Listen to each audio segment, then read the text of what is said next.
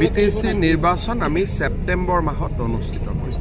সেপ্টেম্বৰৰ 30 তাৰিখৰ আগতে আমি বিটিচিৰ নিৰ্বাচন শেষ কৰিম, যাতে বিধানসভা নিৰ্বাচনৰ আগতে আৰু অলপ বেছি আগতে আমি এই প্ৰক্ৰিয়াটো শেষ কৰিব পাৰোঁ। আৰু যদি কিবা কাৰণত অসুবিধা হয় আৰু এসপ্তাহ 10 দিন, কিন্তু দুৰ্গা পূজাৰ আগতে নিশ্চিতভাৱে আমি বিটিচিৰ ইলেকশ্যন শেষ। বিটিচি ইলেকশ্যন অকলে খেলিব নেকি বিজেপি? এই গোটেই বস্তুটো নিৰ্ভৰ কৰিব দিলীপ শইকীয়া আৰু প্ৰমোদ বড়োৰ ওপৰত। গতিকে তেওঁলোক দুইজনে বহি একেলগে খেলাৰ সিদ্ধান্ত লয়, নেখেলাৰ সিদ্ধান্ত লয়। যোৱাবাৰুতো আমি একেলগে খেলা নাছিলোঁ, পিছত একেলগে চৰকাৰ কৰিছিলোঁ।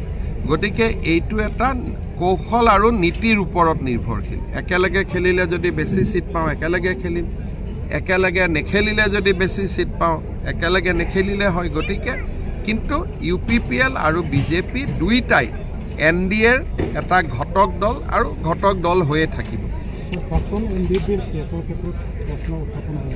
প্ৰাক্তন NDFBৰ লগত জড়িত প্ৰায়বোৰ কেছে আমি উইথড্ৰ কৰিছোঁ।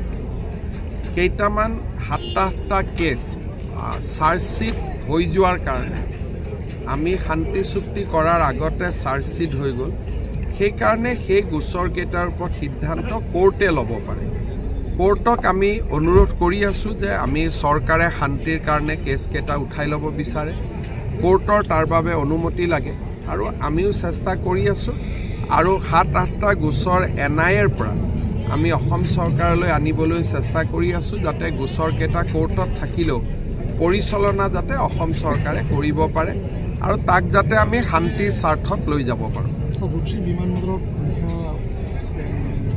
অলপ লাহে লাহে মানে যিখিনি প্লেন ইয়াতে আহিছিল তেওঁলোকে উইথড্ৰ কৰিলে। নতুন প্লেন এতিয়া ভাৰত চৰকাৰে দিছে, কিন্তু ব্যক্তিগত খণ্ডৰ বিমান অনাৰ বাবে আমি চেষ্টা কৰি আছোঁ। স্যাৰ, গাভৰুৰ বজাৰখন যি বহিৰাগত কোম্পানী গতাই দিয়া, এইবিলাকতো মই শুনা নাই। ক'ৰ পৰা বহিৰাগত কোম্পানী গতাই দিয়া, এইবিলাক ক'ৰ পৰা আহিলে, কেনেকৈ আহিলে, কি তাৰ বুনিয়াদ কি, মইতো নিজেও নাজানো। এইটো মই মুখ্যমন্ত্ৰী, মোৰ ওচৰত খবৰ নাই, বাকী চবৰ ওচৰতে খবৰ আছে। অৰুণোদয়ৰ সংখ্যা 40 লাখ হ'ব। গতিকে ইয়াৰ BTRৰ চিলেকশ্যনৰ কাম আৰম্ভ হোৱা নাই, অহা মাহত কৰিম। বাকী জাগাত ইতিমধ্যে নিৰ্বাচন চিলেকশ্যনৰ প্ৰক্ৰিয়া চলি আছে। হ'ব স্যাৰ, কংগ্ৰেছৰ সভাপতি মল্লিকাৰ্জুন খাৰ্গে যিটো মহাকুম্ভ মেলাক লৈ প্ৰতিক্ৰিয়া দিছে, তেওঁ মহাকুম্ভ মেলাক লৈ প্ৰতিক্ৰিয়া দিছে, কিন্তু হজক লৈ তেওঁ প্ৰতিক্ৰিয়া দিব পাৰিবনে? যিহেতু আপুনি হজক লৈ প্ৰতিক্ৰিয়া দিয়াৰ সাহস নাই, তেতিয়াহ'লে কুম্ভক লৈও প্ৰতিক্ৰিয়া দিব নালাগে। হিন্দু মুছলমান সকলো একেলগে থাকিব লাগে। যদি হিন্দুক গালি পাৰে তেতিয়াহ'লে আমি মুছলমান আৰু খ্ৰীষ্টিয়ানকো গালি দিব লাগিব।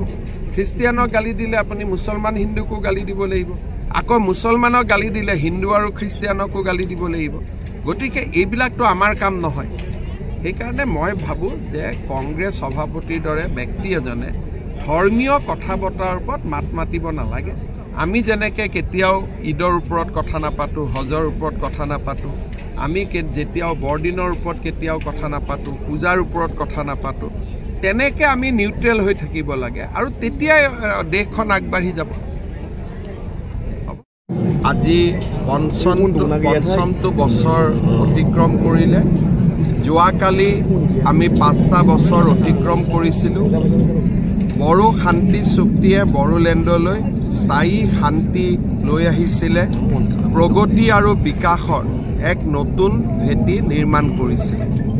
আজিৰ এই গৌৰৱময় দিনটোত বড়ো শান্তি চুক্তিৰ ৰূপকাৰ প্ৰধানমন্ত্ৰী নৰেন্দ্ৰ মোদী আৰু এই শান্তি চুক্তিৰ নায়ক অমিত শ্বাহ ডাঙৰীয়া আৰু এই শান্তি চুক্তিৰ প্ৰধান ঘটক বা প্ৰধান যি উপাদান নিখিল বড়ো ছাত্ৰ সন্থা NDFBক মই আন্তৰিক অভিনন্দন আৰু ধন্যবাদ জনাইছোঁ।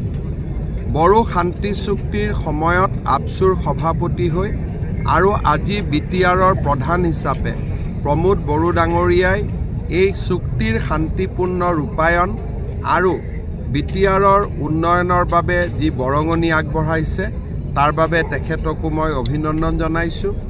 বড়োলেণ্ডবাসী আজি শান্তিৰ এক অনন্য উদাহৰণ হৈ পৰিছে প্ৰগতি আৰু বিকাশৰ এক নতুন স্বৰ্গভূমিলৈ ৰূপান্তৰ হৈছে আজিৰ এই সুন্দৰ দিনটোত অসমবাসী ৰাইজৰ হৈ মই আটাইকে আকৌ এবাৰ ধন্যবাদ আৰু কৃতজ্ঞতা জনাইছোঁ